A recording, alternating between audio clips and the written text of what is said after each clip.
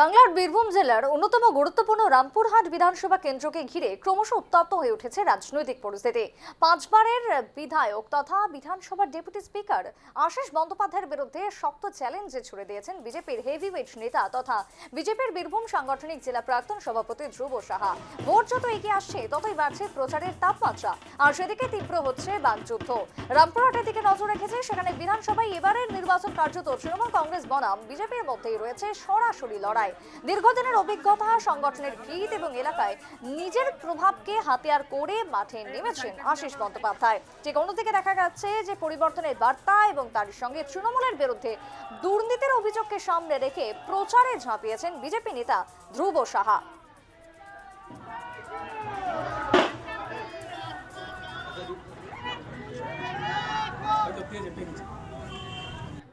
প্রচার খুব সুন্দরভাবে চলছে। আমাদের যারা কর্মী ওয়ার্কার্স তারা ভীষণভাবে নেমেছে, মানে প্রচারের তুঙ্গে আছে, এবং প্রত্যেকে নতুন পুরনো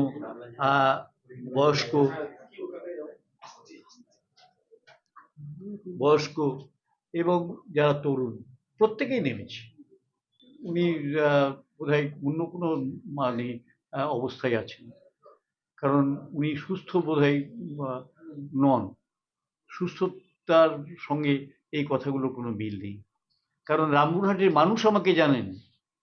আমি কোনো চিট ফান্ডের সঙ্গে জড়িত নই, আমি কোনো দুর্নীতির সঙ্গে জড়িত নই, আমি কোনো কাজ এখনো পর্যন্ত করিনি যা মানুষকে কষ্ট দেয়, মানুষকে যন্ত্রণা দেয়, মানুষকে আশাহত করে।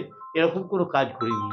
সকাল থেকে সন্ধ্যা পর্যন্ত কাজ করি এবং মানুষের সেবাতেই আমি আছি। মানুষ সেটা জানেন।